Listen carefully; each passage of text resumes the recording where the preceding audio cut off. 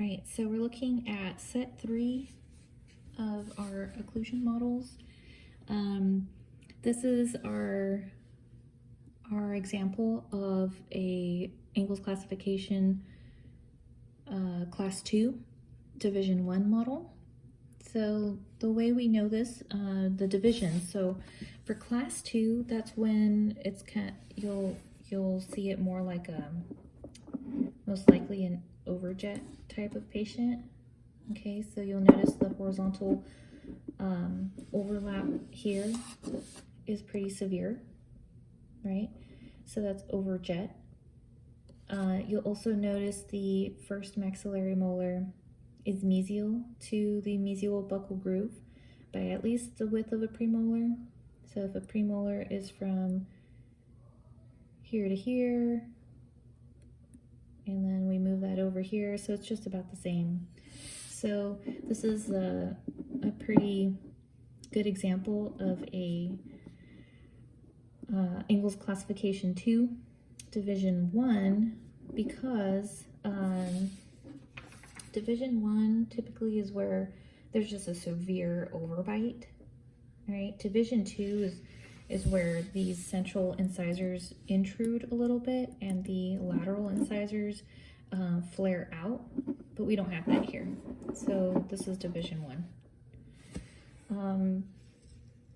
The severe overbite, severe overjet, with this, the way it's laying out right here, you can really see that this is a severe overbite, because overbite is that vertical overlap.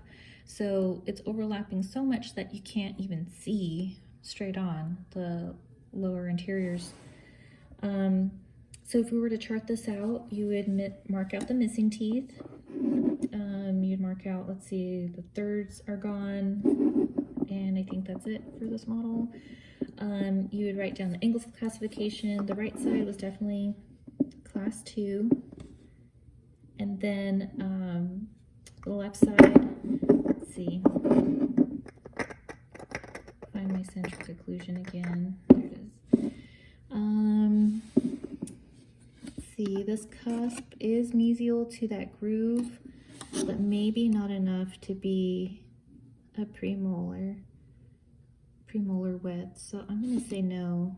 I'm going to say that's Angles class 1 with a little bit of class 2. And then you'd mark down division 1. Anytime you put a class 2, you have to put whether it's division 1 or 2.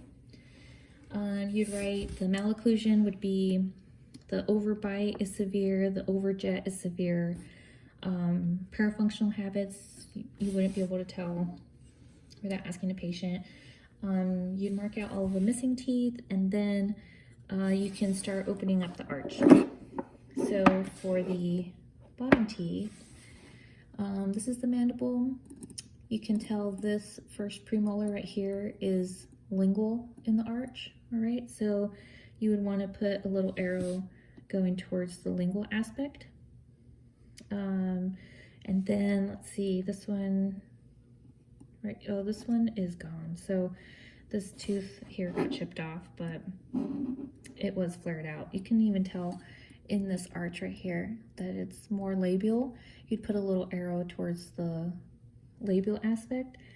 And then I think that's it for this section. It looks, everything else is pretty much in line with the arch. And then you move on to your opposite arch. Everything else looks pretty in order up until the top teeth here. You can see, I'd probably say that the laterals come in palatally, and then the centrals go out labially. Yeah, I would probably put that for this assessment. And then other things that you may want to note is the high arch for this tooth, or excuse me, for this model. So typically it doesn't go this deep, but because these teeth are so severely in line with an overbite, then this definitely shows a very high narrow arch. And then another thing you may want to add is anterior lower crowding, but that's about it for this one. Okay, so that is Angles Class 2 Set 3. Okay, thanks.